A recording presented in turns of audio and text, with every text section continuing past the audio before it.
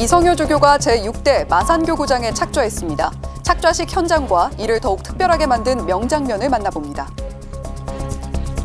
1997년부터 30년 가까이 쪽방촌 주민과 주변 노숙인들의 건강을 지켜온 이들이 있습니다. 세계 병자의 날을 맞아 요셉 의원의 쪽방촌 방문 진료에 동행했습니다. 서울대교구 한국중독연구재단이 효과적인 중독치료 등 중독 재활 서비스가 나아갈 방향을 모색했습니다. 하느님의 종 김수환 추기경의 10억 추진을 위한 두 번째 심포지엄이 열렸습니다. 심포지엄에서는 기적을 위한 전국기도의 필요성을 강조했습니다.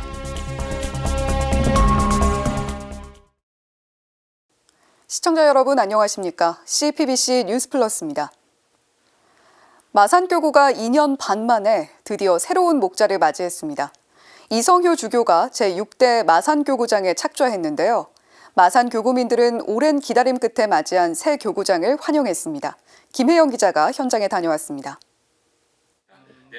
신임 마산교구장 이성효 주교가 전국에서 온 주교들을 맞이하고 담소를 나누느라 분주합니다.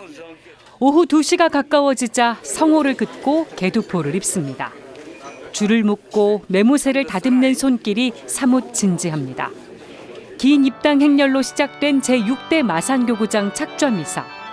이 주교를 마산교구장으로 임명한다는 교황 교서가 낭독되고 목자를 상징하는 지팡이가 전달됐습니다. 주한 교황대사인 조반니 가스파리 대주교와 대구관구장 조한길 대주교의 안내로 교구장좌에 다다른 이 주교는 허리를 깊이 숙여 감사 인사를 전했습니다. 이 주교는 마산교구의 3가지 보화를 가져왔다고 밝혔습니다.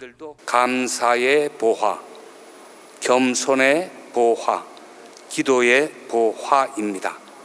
이곳에서 사목을 펼치며 어려움이 있을 때 이 보화를 꺼내 보겠습니다.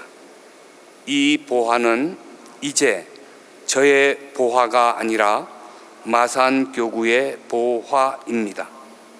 새 교구장 임명을 간절히 기다려온 마산교구민들은 정성껏 모은 영적 예물을 전했습니다. 마산교구 사제단은 성가를 합창하며 새 교구장을 환영했습니다. 이 주교가 제단에서 내려와 사제들과 함께 노래를 부르면서 분위기가 무르익었습니다.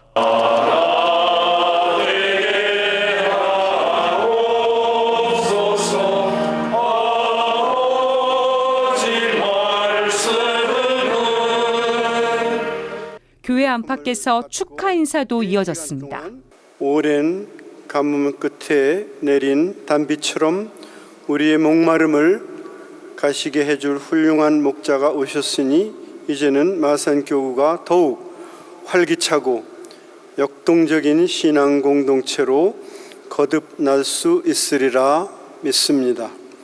학식과 인품을 두루 갖춘 주교님을 우리 지역 마산교구장으로 모시게 된 것은 마산교구와 우리 경남의 신자들에게 큰 축복이 아닌가 이렇게 생각합니다. 이 주교는 구수한 경상도 사투리로 답사를 했습니다. 조금 고향말 됩니까? 죽을 똥 싸면서 지금 하고 있는 겁니다. 잘 봐주이소. 감사합니다. 착좌식엔 주교단과 마산교구민을 비롯해 이 주교가 사목했던 수원 교구민이 대거 참석했습니다. 특히 마산교구의 자매교구인 오스트리아 그라츠 세카오 교구장, 이 주교가 유학 시절 인연을 맺은 독일 트리어 교구 사제들도 함께해 의미를 더했습니다. 1966년 부산교구에서 분리돼 내년에 교구 설정 60주년을 맞는 마산교구. 새 교구장 착좌로 복음화 여정에 큰 동력을 얻게 됐습니다. CPBC 김혜영입니다. 네, 마산교구장 착좌 미사 생생한 리포트로 만나고 왔는데요. 현장을 취재한 김혜영 기자 스튜디오에 나와 있습니다. 함께 자세한 이야기 나눠보죠. 어서 오세요. 네, 안녕하세요. 예, 마산교구장 착좌식 명장면 5가지를 뽑아 오셨다고 들었습니다. 네. 5가지의 키워드로 또 각각 준비를 해주셨다고 들었는데 첫 번째 명장면부터 들어볼까요? 첫 번째 명장면 키워드는 바로 뼈 때리는 축사입니다. 그 마산교구 사재단 대표로 마이크를 잡은 최경식 신부의 축사가 화제였거든요. 예. 새 교구장 착좌가 기쁜 이유를 세 가지로 일목요연하게 정리했는데 정말 웃음이 빵빵 터졌습니다. 예. 첫 번째는 다른 교구 사제들을 만날 때마다 너희 교구장 언제 나오냐 이런 질문을 받곤 했는데 여기에서 해방된 거. 두 번째는 미사를 봉헌하면서 저희 주교 누구누구와 하는 부분이 있지 않습니까? 예. 여기서 항상 머뭇거렸는데 당당하게 말할 수 있게 된 거. 세 번째는 마산교구에 새로운 바람이 불 거라 기대되는 것을 꼽았습니다. 최경식 신부의 축사 한 대목 직접 들어보겠습니다. 오늘 이후부터 당당히 씩씩하게 말할 겁니다. 뭐라고요? 저희 주교 이성효 리노와 이렇게 말입니다.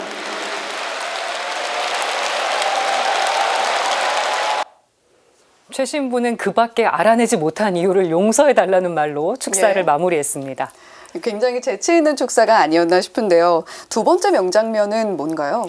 두 번째 명장면은 착좌식 분위기를 부드럽게 만들어준 경상도 사투리였습니다.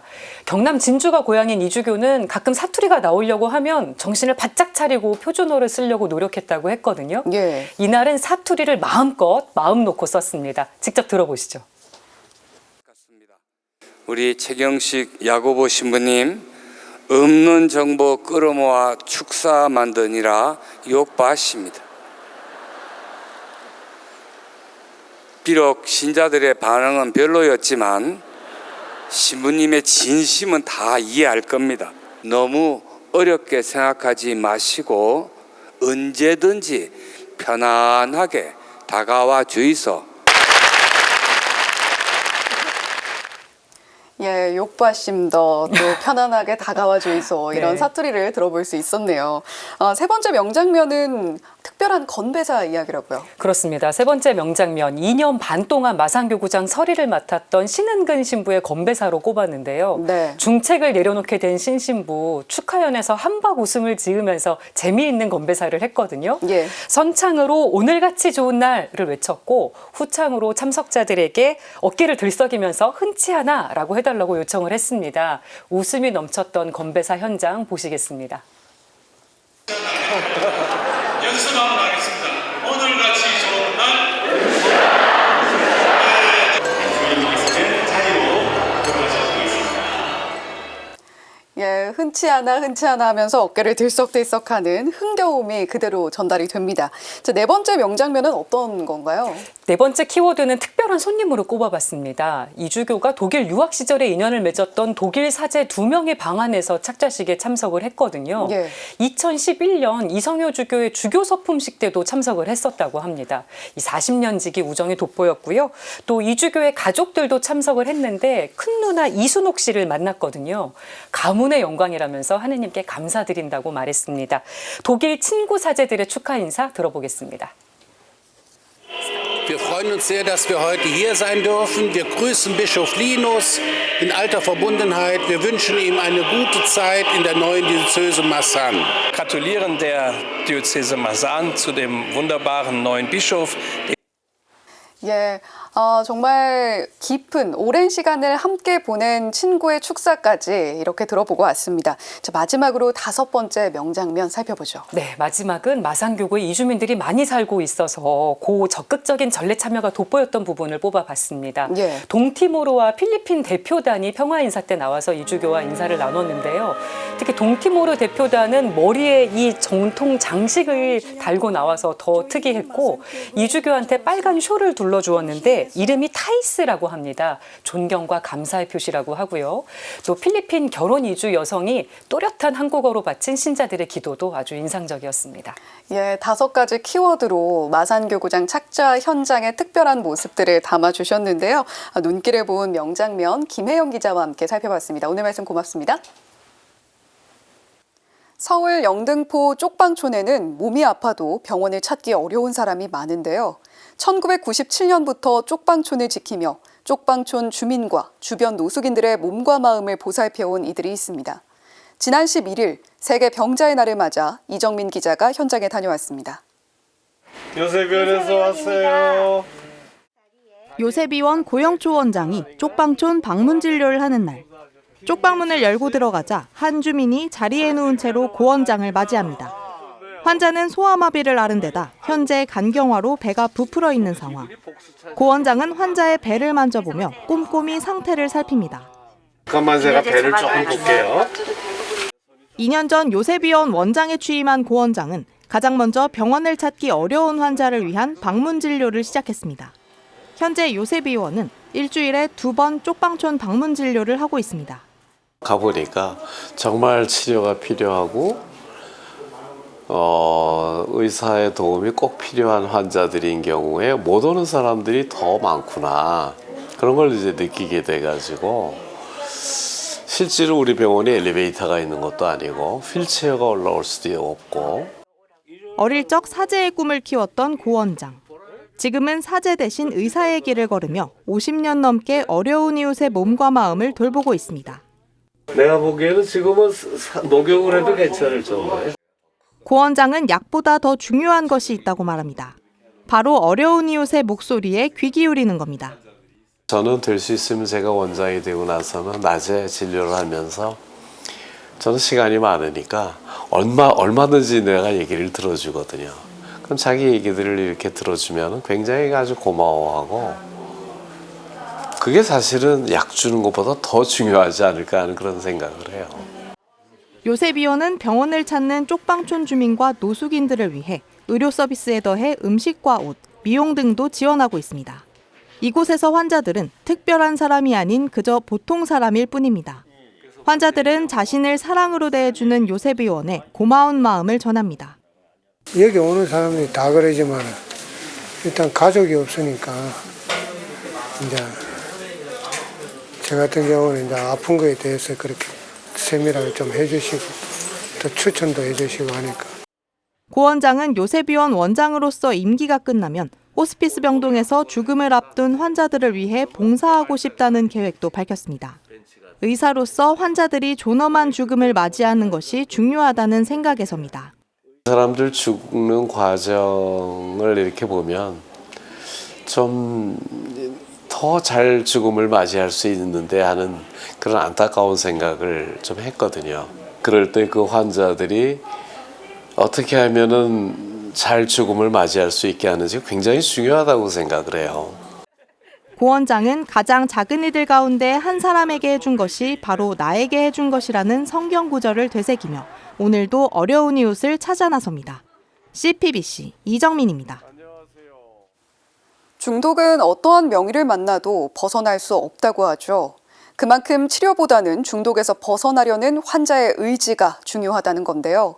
효과적인 중독 치료와 재활을 위해 중독 재활 서비스가 나아가야 할 방향을 모색해보는 자리가 마련됐습니다. 이힘 기자가 취재했습니다. 2022년 기준 우리나라의 마약 중독 치료자 수는 6,601명입니다. 20대가 1,383명으로 가장 많았고 10살 미만도 210명에 달했습니다.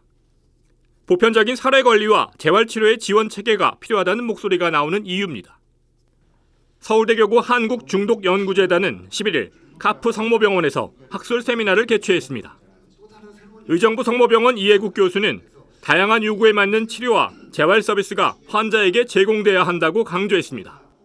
중독 치료라고 하는 것 자체가 보면 약을 끊기 위한 노력에서부터 시작해서 이 사람이 가지고 있는 정신 내적인 문제라든지 사회 재활에 대한 문제한 것들을 다 다루어 줘야 하기 때문에 그 치료 자체도 통합적으로 좀 이루어져야 한다라는 말씀을 드리고 싶고요.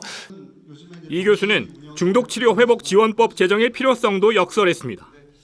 법이 제정되면 중독성 질환에 대해 조기에 개입할 수 있고 치료기술 개발과 치료 지원이 가능하며 회복 인프라 구축에도 적극 나설 수 있게 된다는 겁니다. 이 법에 나름대로 중독의 치료 지원 서비스하고 회복 지원 서비스라고 정의를 해서 실제로 통합적인 치료가 가능한 서비스가 국가의 어떤 의무로 지원이 되도록 정의가 되었습니다만 여러 가지 문제로 아직 추진이 되고 있지 못한데 이 교수는 중독 치료는 치료에 대한 편견이 높고 치료 접근성이 낮으며 치료 난이도가 높다면서 국가의 중독 치료 지원 정책을 위한 입법이 절실하다고 거듭 강조했습니다. 아울러 가톨릭교회가 일찍이 중독 문제를 해결해야 할 중요한 문제로 인식하고 치료와 회복에 대한 서비스를 시작한 만큼 교회의 적극적인 역할도 요청했습니다. 특강에 나선 부산가톨릭대학교 홍성민 신부는 중독에서의 회복은 삶의 회복이며 삶의 회복은 끊어진 관계를 다시 잇는 것이라고 말했습니다. 이어 중독에서 회복하는 때는 중독 물질이나 행위에서 벗어나 다른 사람과의 관계나 취미에서 행복을 느낄 수 있을 때라며 근본적인 치료는 환자 자신의 의지라는 점을 일깨웠습니다. 특강과 세미나에 앞서 서울대 교구는 교구장 정순택 대주교 주례로 한국중독연구재단 창립 10주년과 교구 중독 재활사업 20주년을 맞아 기념미사를 봉헌했습니다. 정 대주교는 강론에서 프란치스코 교황님께서는 질병으로 고통받는 이들 곁에 함께하고 서로에게 희망의 천사가 되어주길 당부하셨다고 말했습니다. 그러면서 앞으로도 카프 성모병원이 중독으로 인해 힘들어하는 모든 이에게 빛과 희망이 되어달라고 당부했습니다. CPBC 이희민입니다. 하느님의 종 김수환 추기경의 시복 추진을 위한 두 번째 심포지엄이 열렸습니다. 교황청 시성부 차관보 보구스와프 트랙 몬시뇰은 강연에서 김 추기경의 시복을 위해서는 기적이 확인돼야 한다며 전구 기도의 필요성을 강조했습니다. 서종빈 기자가 전해드립니다. 현재 교황청 시성부에는 10건의 한국천주교회 시복과 시성 안건이 있습니다. 이미 시복된 124위와 151위의 하느님의 종을 포함해 순교자 또는 순교자로 추정되는 6건의 안건이 있습니다. 또 일상에서 복음을 실천하며 영웅적인 삶을 살았던 4건의 하느님의 종들이 있습니다. 여기엔 국민 영웅으로 불리며 서울대 교구장을 역임한 하느님의 종 김수환 추기경의 시복 안건이 있습니다. 교황청 시성부 차관보 보구스와프 트랙 몬시뇰은 김 추기경의 시복을 위해서는 기적이 필요하다며 이는 전구 기도 없이는 불가능하다고 말했습니다.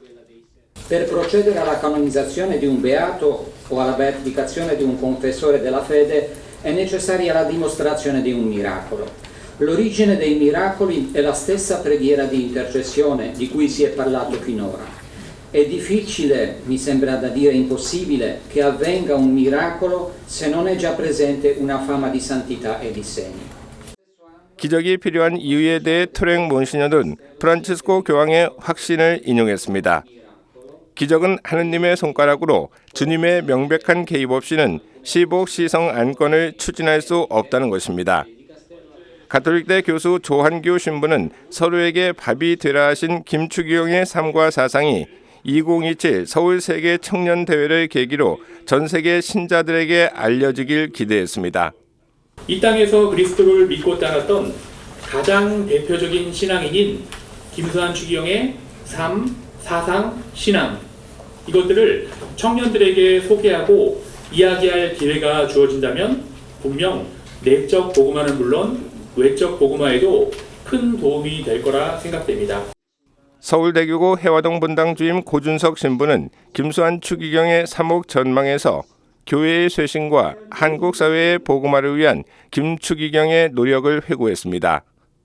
교회는 세상 속에 스며들어 맛을 들이는 소금이어야 하고 이것이 진정한 복음화라는 김 추기경의 사목교서를 전했습니다. 서울대교구 시복시성위원회 위원장 구요비 주교는 개회사에서 지금 우리 사회는 김 추기경님이 추구한 사회와는 다른 방향으로 나아가고 있다며 그분의 생애와 덕행을 본받자고 말했습니다. CPBC 서종빈입니다. 한국 사회는 12.3 비상계엄 선포 이후 대통령 탄핵을 둘러싸고 분열과 혼란에서 헤어나오지 못하고 있는데요. 현 상황을 극복하고 민주주의를 회복하기 위해 무엇을 해야 할지 고민하는 자리가 마련됐습니다. 윤재선 기자가 취재했습니다.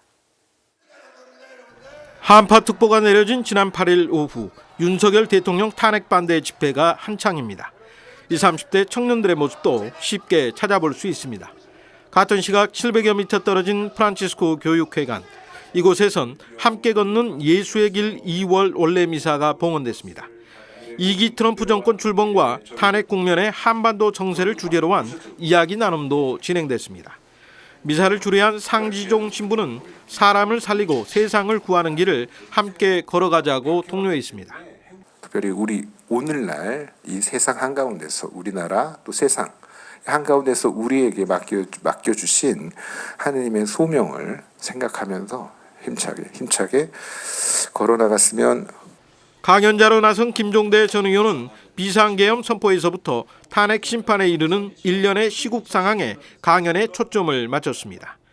헌법심판의 주체는 국민인데도 심판정에서 가해자의 목소리는 들리는데 주권자의 목소리는 사라졌다고 개탄했습니다. 앉아서 기다리면 국회가 해줄 거야. 경찰이 해줄 거야. 법원이 알아서 해줄 거야. 이거는 아니라는 거예요. 법원에서는 또 국회에서는 주권자가 사라졌어요. 그러면서 민주주의의 참된 회복을 위해 지금 가장 필요한 건 연대와 협력의 시민정신이라고 말했습니다. 연대와 협력을 통해 민주주의를 무너뜨린 무도한 권력을 제대로 심판함으로써 새로운 변화의 길에 나서야 한다는 겁니다. 어려운 시기를 이겨나가고 같이 참여하고 서로를 격려하는 이 연대와 협력의 정신이 지금이 가장 절실한 때가 아니냐. 그것이 가장 우리들한테 민주주의 회복의 희망을 조금 더 구체적으로 우리를 일깨우고 각성시킴으로써. 분노는 지혜의 눈을 멀게 한다며 20, 30대 청년의 분노를 희망으로 바꾸는 것이 민주주의의 토대를 강화하는 길이라고 강조했습니다. 이 분노의 세대를 희망의 세대로 바꿔주지 않으면 민주주의도 결국은 암흑 속에 빠지거든요. 그래서 어떻게 이 사람들한테 희망을 줄 것인가, 이걸 고민해야 된다는 거예요. 그래서 그 분노를 녹여버리고 지혜의 길, 진리의 길로 갈 수 있도록. 한국 사회가 이대로 분열하고 민주주의가 무력해지면 암흑의 시대, 폭동의 시대가 올지 모른다는 우려는 더욱 커질 수밖에 없습니다. CPBC 윤재선입니다. 탄핵 정국과 경기 침체 장기화 등으로 소비 심리가 점점 위축되고 있는데요. 지갑을 닫는 사람들이 늘다 보니 소외계층을 돕는 기부의 손길도 줄고 있습니다. 전은지 기자가 보도합니다. 소외계층에게 희망이 되는 기부와 나눔. 하지만 최근엔 찾아보기 힘들 정도로 기부와 나눔이 줄었습니다. 12.3 비상계엄과 경기 침체 장기화에 따른 소비 심리 위축. 온라인으로 옮겨간 기부 문화 때문입니다. 많이 줄어든 것 같긴 해요. 길에 가다가 이렇게 하지는 못하는 것 같아요. 그거는 또 현금을 기부해야 되고 또 핸드폰 꺼내서 또 시간을 좀 할애하는 그런 것도 있고 그래서. 특히 교회 내 기부단체를 찾는 사람들이 줄면서 기부금도 감소했습니다. 재단법인 바보의 나눔에 모인 지난해 모금액은 145억 원. 코로나19로 긴급 모금이 활발했던 2020년보다 39억 원 줄었습니다. 회복세를 보인 2023년보다도 20억 원이나 적습니다. 2023년 2만여 명이던 정기 기부자 수는 지난해 19,000여 명으로 800명 넘게 줄었습니다. 기부자들이 기부를 중단한 이유는 경제적 어려움과 기부단체 변경 등이 주를 이뤘습니다. 서울대교구 한마음 한몸운동본부 관계자도 기부 금액이 점차 줄어들고 있다고 말했습니다. 교회 내 기부단체는 새로운 기부 창구를 만들고 알리며 기부를 독려하고 있습니다. 지금 현재 경제 상황이 많이 좋지 않은 상황들도 아마 있긴 하겠지만 어떻게 보면 기존 기부자의 기부 중단에 따른 어떤 결과가 반영이 된 것 같아요. 따라서 교회 내에서만이 아니라 우리는 일반 사회 구성원들도 그런 김충희 형님의 덕행과 가르침을 본받아서 기부를 실천할 수 있도록 노력을 지금 기울이고 있습니다. 하지만 어려운 형편에도 나눔을 실천하는 이들이 있습니다. 식당을 운영하며 2017년부터 바보의 나눔에 기부를 해온 조복순 씨. 경기가 어려워지며 매월 정기 기부를 중단했지만 다음 날 기부를 재개했습니다. 그래서 이제 장사가 안 되니까 그냥 이거 하나하나 그냥 줄여야 되겠다 이제 그 생각을 했던 거죠. 안 한다고는 했는데 마음이 영 편치를 않다. 그냥 장사하는 날까지는 힘들어도 좋은 마음으로 다른 거 내가 봉사는 못하지만 이 봉사는 내가 그냥 해야 되겠다. 조 씨가 8년 넘게 전해온 기부금은 복지 사업에 쓰이며 소외계층에게 힘이 되고 있습니다. 길어지는 경제 불황 속에서 소외계층을 위한 온정 나눔이 절실한 때입니다. CPBC 전은지입니다.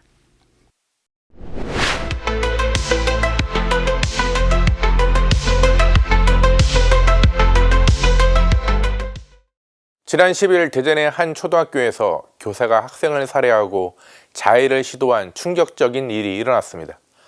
차마 말로 다하지 못할 충격입니다. 살해된 학생은 병원으로 긴급 이송됐으나 끝내 숨졌습니다. 살해 혐의를 받는 교사는 경찰에 자신이 저질렀다고 자백했습니다.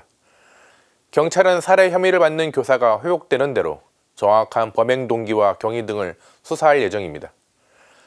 끔찍하게 살해된 학생은 올해로 8살 된 김하늘 양입니다. 하늘이는 여느 또래들처럼 아이돌을 좋아하던 학생이었습니다. 특히 아이브의 멤버 장원영을 좋아하던 하늘이는 생일 선물로 아이브의 포토카드를 사달라고 하는 착한 아이였습니다. 딸의 소원을 들어주지 못해 자책하던 아버지는 하늘에서는 학원도 안 가고 학교도 안 가고 계속 방학이라서 하늘이는 열심히 놀고 있을 것이라고 말해 빈소를 찾은 이들의 가슴을 아프게 만들었습니다. 함께 학교에 다녔던 하늘이의 친구들은 놀이터나 교실이 아닌 하늘이의 장례식장에서 마지막 인사를 나누었습니다. 살해 혐의를 받는 교사는 평소 우울증을 앓고 있었다고 합니다. 사건 전에도 학교 컴퓨터를 부수고 동료 교사와 싸움까지 벌이며 폭력성을 보였던 교사였습니다. 사건의 동기를 묻는 경찰의 질문에 교감이 수업에 들어가지 못하기에 짜증나서 그랬다는 교사의 말에 말문이 막힙니다. 자신의 감정도 조절하지 못하는 이가 교사 신분을 유지한 채 교실에 있었습니다. 사건 당일 교육청에서 장학사가 교사에 대해 조사를 했지만 사건을 막지 못했습니다. 교육당국에 관리 소홀은 없었는지 살펴볼 일입니다. 무엇보다 가장 안전하여야 할 학교에서 가장 믿고 따라야 할 교사에 의해 벌어진 사건이라 충격입니다. 하늘이의 부모는 평소 안전교육으로 다른 사람들이 부르면 조심해야 하지만 엄마, 아빠, 그리고 선생님이 부르면 괜찮다고 가르쳤다니 더욱 안타까울 뿐입니다. 이주호 사회부총리 겸 교육부 장관은 소중한 자녀를 믿고 맡기셨는데 충격적인 일이 발생해 참담하다며 교육가족을 대표해 모든 학부모에게 사죄한다고 밝혔습니다.